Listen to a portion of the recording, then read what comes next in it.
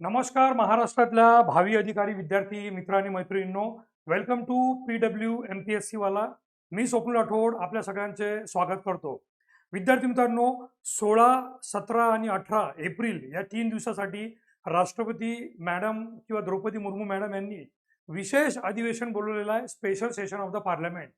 आता इतिहासाचा जर आपण अभ्यास केला किंवा आपल्या स्वतंत्र भारताच्या संसदीय इतिहासाचा अभ्यास केला तर स्पेशल सेशन बोलवणं हीच फार मोठी घटना आहे. कारण जेव्हा एखादं अत्यंत महत्त्वपूर्ण किंवा तातडीच्या मुद्द्यावर किंवा राष्ट्रीय हिताच्या दृष्टीने किंवा देशावर एखाद्या कोणत्या प्रकारचं संकट आलं असेल कोविड-19 सारखं, अशा वेळेस विशेष बैठक बोलवण्यात येते.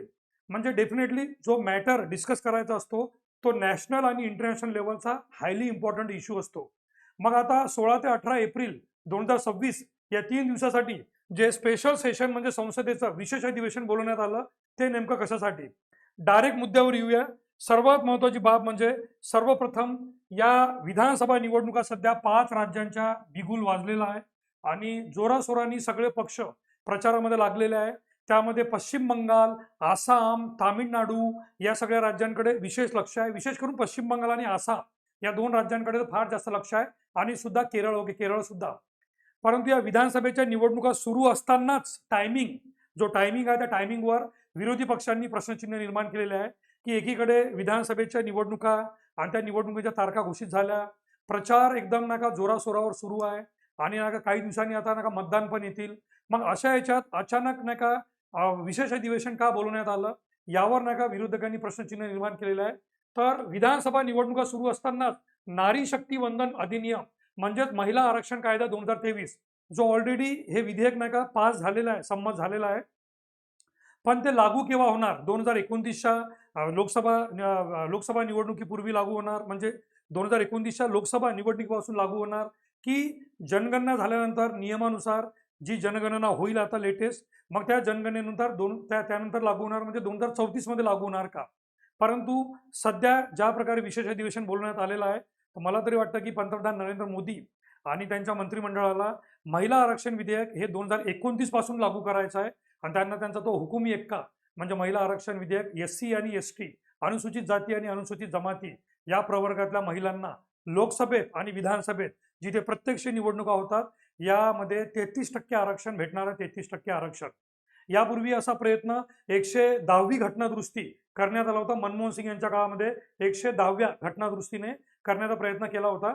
तर विद्यार्थी मित्रांनो, या महिला आरक्षण विधेयक ज्याला महिला आरक्षण कायदा 2023 नारी शक्ती वंदन अधिनियम यामध्ये घटनादुरुस्ती करण्याच्या प्रस्तावावर विविध कारणामुळे हे प्रश्नचिन्ह निर्माण करण्यात आलेले आहे. पण विशेष अधिवेशन का बोलवण्यात आलं? तर नंबर 1 या महिला आरक्षण कायद्यावर चर्चा करण्यासाठी पुन्हा की याला 2029 पासूनच लागू करायचं आहे, त्यानंतर नाही. आणि नवीन सीमांकन आयोग, सर्वात मोठी चर्चा यावर आहे, नवीन सीमांकन आयोग. कारण महिला आरक्षणाबाबत BJP म्हणजे सत्ताधारी पक्ष आणि त्यांचे मित्र पक्ष म्हणजे NDA नॅशनल डेमोक्रेटिक अलायन्स आणि इंडिया अलायन्स म्हणजे काँग्रेस आणि मित्रपक्ष या कोणालाही महिला आरक्षण विधेयकावर किंवा महिला आरक्षण कायद्यावर अडचण नाही आणि नसायलाही पाहिजे.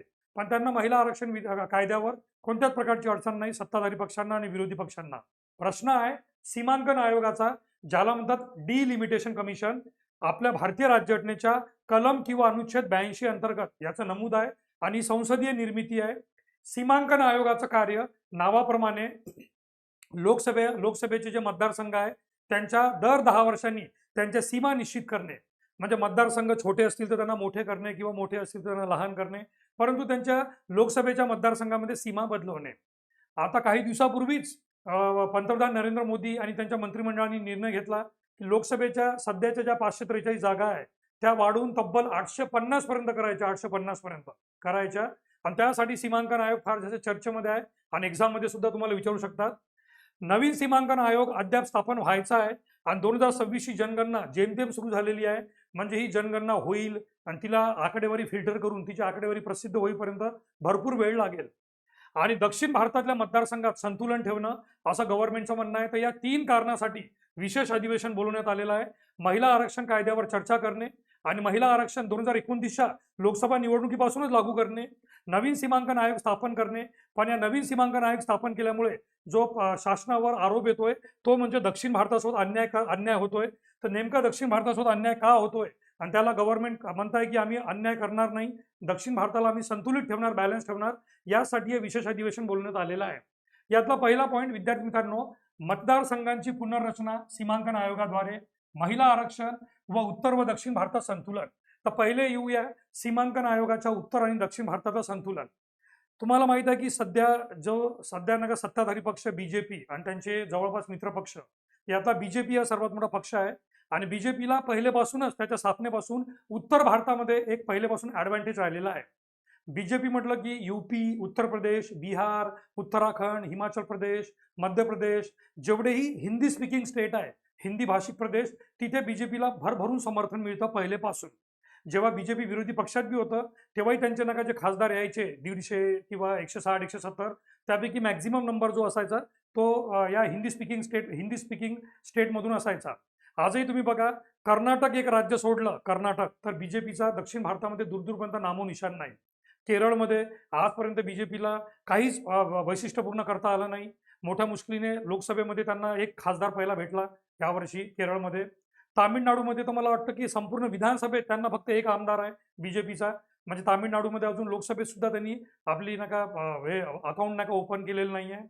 त्यानंतर नका महत्वाची बाब म्हणजे सध्या नका तेलंगणामध्ये सुद्धा बीजेपी नाही आहे, तिथे काँग्रेस किंवा तेलंगणा राज्य समिती, जी आता भारत राज्य समिती झालेला आहे. आणि नका आंध्र प्रदेशमध्ये म्हणजे वायएसआर काँग्रेस किंवा तेलुगू देसम पार्टी यांचाच नका पडदा आहे. तर बीजेपीचा ओव्हरऑल 5 दक्षिण भारतातल्या राज्यामध्ये, कर्नाटक सोडलं, इतर 4 राज्यांमध्ये अस्तित्व नाही. आणि तेच नका उत्तर भारतामध्ये यूपी बिहारमध्ये फक्त आणि फक्त बीजेपी सध्या सुरू आहे मागच्या 10-12 वर्षापासून. त्यामुळे विरोधी पक्षांचा एक आरोप आहे की डिलिमिटेशन कमिशन हा नका म्हणजे सीमांकन आयोग आहे. आतापर्यंत सीमांकन आयोग किंवा लोकसभेच्या मतदारसंघ किंवा लोकसभेच्या जागा पुनर्रचना करण्यासाठी एकमेव आधार असायचा, ती म्हणजे लोकसंख्या. आता सगळ्यांना माहित आहे की दक्षिण भारताची लोकसंख्या ही दिवसेंदिवस कमी होत गेलेली, म्हणजे त्यांनी लोकसंख्येवर नियंत्रण ठेवलं दक्षिण भारताने. आपल्या भारताच्या नका राष्ट्रीय पॉप्युलेशन म्हणजे नॅशनल पॉप्युलेशन च्या सिद्धांतानुसार लोकसंख्या नियंत्रित केली दक्षिण भारतीय राज्यांनी. जेव्हा की यूपी बिहारमध्ये आजही लोकसंख्या वाढतच चाललेली आहे. मग यानुसार जर लोकसंख्येचा आधार घेऊन समजा सीमांकन आयोगाने नवीन लोकसभा मतदारसंघ तयार केले, तर ते हिंदी स्पीकिंग स्टेट्स म्हणजे यूपी, बिहार, मध्य प्रदेश आणि या नका छत्तीसगड किंवा हिमाचल प्रदेश आणि उत्तराखंड, या सगळ्या हिंदी भाषिक नका राज्यांमध्ये लोकसभेच्या जास्त जागा वाढतील. आणि जिथे उत्तर प्रदेशला सध्या 80 मतदारसंघ आहे, तर हे 80 मतदारसंघाची 80 जागा 120 पर्यंत जाऊ शकतील, 120 पर्यंत, म्हणजे ऍडव्हान्टेज बीजेपी, असं विरोधी पक्षांचं म्हणणं आहे. आणि आता आपण डिस्कस केल्याप्रमाणे साऊथ इंडियन राज्यांमध्ये बीजेपीची संख्या किंवा बीजेपीचं अस्तित्व फारच कमी आहे. त्यामुळे बीजेपी दक्षिण भारतामध्ये मतदारसंघ वाढले तरी नका सध्या सत्ताधारी पक्ष बीजेपीला तेवढा त्याचा इम्पॅक्ट पडणार नाही, किंवा त्यांना दक्षिण भारतातून कमी जागा भेटल्या किंवा जागा भेटल्याच नाही, त्याचं ते कॉम्पन्सेशन या एमपी, यूपी, बिहार आणि हिंदी राज्यातून करू शकतात, असा आरोप आहे. की सीमांकन आयोगाच्या मागे त्यांची मनशा किंवा त्यांची इच्छा काय आहे. तर मतदारसंघाची पुनर्रचना, महिला आरक्षण व उत्तर व दक्षिण भारतात संतुलन ठेवणे, या 3 गोष्टी साध्य करण्यासाठी संसदेचे 16 एप्रिल ते 18 एप्रिल या दरम्यान विशेष अधिवेशन बोलवण्यात येणार आहे. सर्वात महत्वाची बाब म्हणजे महिला आरक्षण कायदा 2023 मध्ये संमत करण्यात आला. ते महिला आरक्षण लागू करणं हे जनगणनेनंतर होणाऱ्या मतदारसंघ पुनर्रचनेचा कायदा लागू झाल्यानंतर शक्य होणार का, हा सर्वात मोठा प्रश्न आहे. तर आता 2021 ची जनगणना कोविडमुळे नका पोस्टपोन करण्यात आली, पण ती पोस्टपोन होता 2021, 2022, 2023, 24, 25 आणि 26 आलं. म्हणजे कोविडला जाऊन जवळपास 6 वर्ष झाले, तरी पण 2021 ची जनगणना अजून पूर्ण झाली नाही. आणि ती 2026 मध्येच बरोबर पूर्ण का होत आहे हे सुद्धा आपण बघूया. पण सध्या प्रश्न हा आहे की 2026 मध्ये जनगणना पूर्ण होणार तर संसदेच्या नियमानुसार महिला आरक्षण कायदा 2029 पासून लागू होऊ शकतं का, की मग ना ते नियमानुसार 2034 पासून लागू करावं लागणार. तर गव्हर्नमेंटची इच्छा आहे की ते 2029 पासून लागू होऊन अनुसूचित जाती आणि अनुसूचित जमातीच्या सर्व स्त्रियांना लोकसभेत आणि विधानसभेत 33% आरक्षण हमखास मिळवून द्यायचं. आता सध्या लोकसभेमध्ये 543 सदस्य संख्या आहे, म्हणजे दर 5 वर्षांनी आपल्या भारतामध्ये लोकसभेच्या 543 जागेसाठी निवडणुका होतात. 131व्या घटनादुरुस्ती विधेयक 131व्या क्रमांकाचा आहे. यानंतर या 543 जागा डायरेक्ट 850 होतील, म्हणजे 543 वरून संख्या 850 होईल. 850 म्हणजे लोकसभेमध्ये आपल्याला 850 खासदार दिसतील. 850 खासदार. सध्या 543 खासदारमुळे लोकसभा एवढी भरगच्च दिसते. तर 850 खासदार आल्यानंतर विचार करा तो भव्य दिव्य नजारा कसा असेल. यापैकी 815 खासदार हे राज्यातून निवडून येतील आणि 35 केंद्रशासित प्रदेशातून येतील. त्यापैकी सध्या संविधानानुसार ही नागाची संख्या आहे ती 550 आहे. 550 सध्या संविधानानुसार ही 550 संख्या आहे, ज्यामध्ये 530 राज्यातून निवडून येतात आणि 20 केंद्रशासित प्रदेशातून येतात. तर हे 530 वगैरे हे 530 815 वर जातील आणि ही 20 संख्या केंद्रशासित प्रदेशाची 35 वर जाणार. तर तुम्हाला चालू घडामोडीमध्ये किंवा पॉलिटीमध्ये हे प्रॉबेबल प्रश्न येऊ शकतात येणाऱ्या कंबाईन किंवा राज्यसेवेच्या प्री परीक्षेला. महिला आरक्षण 2029 लोकसभा निवडणुकीपासून लागू होईल आणि हीच गव्हर्नमेंटची इच्छा आहे, जेणेकरून त्यांना महिलांचे जास्तीत जास्त वोट, जे महिला वोट बँक आहे आपल्या भारतामध्ये, विमेन वोट बँक ही फार जास्त आता महत्वाची ठरलेली आहे. महिलांचं मत कुठे जातं त्यासाठी फारच जास्त नाही का महत्वाचं ठरलेलं आहे आणि प्रॅक्टिकली सिद्ध झालेलं आहे. त्यामुळे प्रत्येक निवडणुकीमध्ये मग ती लाडकी बहीण योजना असो किंवा बिहारमध्ये महिलांच्या खात्यामध्ये 10,000 रुपये जमा करणं असो, जे काही होत आहे ते महिलांच्या दृष्टीने आणि महिलांसाठीच फोकस करण्यात येत आहे. कारण महिला मतदार हे फार महत्वाचे आहे. ज्यांना कोणा सत्ता स्थापन करायची आहे, महिलांचं मत मिळणं फार आवश्यक आहे. Women empowerment and women power. जनगणना 2011चा आधार घेण्यात येईल, कारण 2026ची जनगणना आता जेमतेम सुरू झाली. मग तिची आकडेवारी येईल, तिची आकडेवारी फिल्टर करण्यात येईल, मग आवश्यक ती आकडेवारी पब्लिश करण्यात येईल. तोपर्यंत 2028-29चा काळ येऊन जाईल किंवा 2027-28चा काळ येऊन जाईल. म्हणून नका ती जनगणना आधार घेणं आवश्यक म्हणजे फायद्यात ठरणार नाही. कारण 2027-28 पर्यंत जेव्हा ही जनगणना येईल आणि त्याच्यानंतर नका महिला आरक्षण लागू करणं हे परवडणार नाही किंवा शक्य होणार नाही. त्यामुळे 2011ची जनगणना घेऊन 2029 पासूनच लोकसभा निवडणुकीपासून महिला आरक्षण लागू करण्याची गव्हर्नमेंटची पूर्ण इच्छा आहे. लोकसंख्येच्या आधारावर जागा पुनर्वाटप झाल्या तर दक्षिण भारताला जागा कमी मिळतील. कारण इथे असं होत आहे की दक्षिण भारताने संपूर्ण भारताचा विचार करून आणि भारतीय लोकसंख्येचा विचार करून जिथे लोकसंख्या नियंत्रण तर त्यांनी चांगली कामगिरी केली. पण त्या चांगल्या कामगिरीचं फळ त्यांना काय भेटत आहे की त्यांचे मतदारसंघ वाढतील, पण तेवढ्या प्रमाणात वाढणार नाही जेवढ्या प्रमाणात ह्या उत्तर प्रदेश, बिहार आणि हिंदी स्पीकिंग स्टेटचे मतदारसंघ वाढतील. प्रचंड मतदारसंघ वाढतील, तेवढे दक्षिण भारतातले मतदारसंघ वाढणार नाही. म्हणजे राष्ट्रीय लोकशाहीमध्ये किंवा दिल्लीमध्ये कोणाची गव्हर्नमेंट असेल तर साऊथ इंडियन खासदारांचा तिथे नका तेवढा प्रभाव पडणार का किंवा त्यांच्या संख्याबळाचा काही परिणाम होणार का? कारण ऑब्वियस आहे, आज यूपी आणि बिहार ह्या दोन राज्यांमध्ये कितीही मागासलेलापणा असो, पण त्यांना महत्व काय येतं, यूपी मधून 80 आणि त्या बिहारमधून जवळपास त्या यूपी आणि बिहार या दोन्ही मिळून जवळपास दोन्ही मिळून साधारणतः 120 खासदार जातात. 120 खासदार. आणि विचार करा 120 खासदारांची पॉवर किती असेल. त्यात एमपी मधले 29 घ्या, पुन्हा एमपी मधले 29 म्हणजे हिंदी स्पीकिंग राज्यातले खासदारांची संख्या ही ऑलरेडी दक्षिण भारतापेक्षा जास्तच आहे. आणि त्यात आता लोकसंख्येच्या आधारावर त्यांना अजून जास्त जागा भेटतील. तर त्यामुळे दक्षिण भारत आणि दक्षिण भारताचा जो प्रभाव आहे तो कुठे ना कुठे कमी होताना दिसतोय इथे. आतापर्यंत सीमांकन आयोग हा 4 वेळा नेमण्यात आला. 1952, 1962, 1972 आणि 2002. परंतु 1962चा सीमांकन आयोग 1963 मध्ये लागू करण्यात आला. 72चा 1973 मध्ये लागू करण्यात आला आणि 2002चा जो सीमांकन आयोग होता, या सीमांकन आयोगाने 2002 मध्ये एक 84वी घटनादुरुस्ती करण्यात आली. 84वी घटनादुरुस्ती 2001 मध्ये करण्यात आली, ऍक्च्युली 2001 मध्ये. आणि या घटनादुरुस्तीनुसार 2002 मध्ये अटल बिहारी वाजपेयी यांचं शासन होतं. त्यांनी म्हटलं की 2026 पर्यंत लोकसभेच्या मतदारसंघात कोणत्याच प्रकारे बदल करता येणार नाही.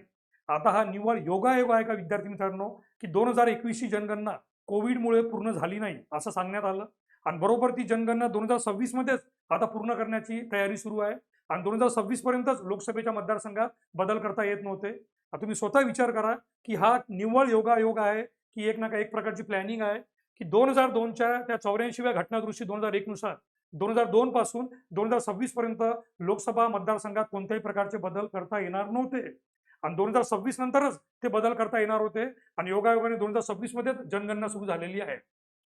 भारतीय राज्यघटनेच्या कलम 82 नुसार सीमांकन आयोग फक्त आणि फक्त संसदेला नियुक्त करता येतो. अनेक विद्यार्थ्यांना असं वाटतं की लोकसभा मतदारसंघाचा ऍडजस्टमेंट आहे, मग निवडणूक आयोगाचा काही संबंध आहे का? तर नाही, हे निवडणूक आयोगासोबत मिळून काम करतं.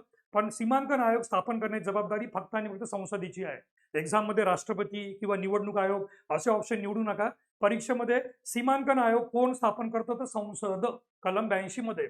आणि सीमांकन आयोगाचे निकष काय असतील हे या विधेयकात स्पष्ट नाही. म्हणूनच सर्वात मोठा मॅटर हा आहे की आता 16, 17, 18 या 3 दिवसात जे विशेष अधिवेशन चालणार, तर सर्वात जास्त जो सत्ताधारी पक्ष आणि विरोधी पक्षामध्ये ज्या प्रकारे नका एक वादविवाद होईल तो याच्यावरच होईल की यापूर्वी सीमांकन आयोग हे लोकसंख्येच्या आधारावर होते, तर सध्या जो नवीन सीमांकन आयोग आहे आणि सत्ताधारी पक्षाचं म्हणणं आहे की आम्ही दक्षिण भारतासोबत अन्याय होऊ देणार नाही, तर मग सीमांकन आयोग नेमका कोणत्या निकषावर काम करणार हा सर्वात मोठा प्रश्न आहे. सीमांकन आयोगाचं नेमकं निकष काय असतील आणि कोणत्या निकषाच्या आधारे सीमांकन आयोग त्या लोकसभेच्या मतदारसंघ 543 वरून सरळ 850 वर वाढवेल आणि कोणत्या राज्यात किती नवीन लोकसभा मतदारसंघ तयार होतील आणि त्यामध्ये उत्तर आणि दक्षिण भारतामध्ये नेमकं कोणत्या निकषावर नका मतदारसंघ देण्यात येईल हा सर्वात मोठा प्रश्न आहे. संविधानातल्या कलम 81 नुसार लोकसंख्येनुसारच संविधानाचा कलम 81 आहे, त्याच्यामध्ये लोकसंख्येनुसारच राज्यांमधल्या मतदारसंघांची संख्या निश्चित करणं बंधनकारक आहे, बंधनकारक. परंतु स्वतः गृहमंत्री अमित शहा यांनी म्हटलेलं आहे की आम्ही अशा प्रकारे होऊ देणार नाही, आम्ही दक्षिण भारतावर अन्याय होऊ देणार नाही आणि लोकसंख्येचा आणि सीमांकन आयोगाचा संबंध आम्ही समाप्त करणार या घटनादुरुस्तीनुसार. मग नेमकं लोकसंख्या आणि सीमांकन आयोगाचा संबंध तुम्ही नष्ट करणार, मग सीमांकन आयोग कोणत्या नवीन निकषावर काम करणार हे सुद्धा स्पष्ट केलं नाही. आणि त्यामुळे कलम 81 आणि कलम 82 एकमेकांसोबत नका संघर्षात आहे सध्या.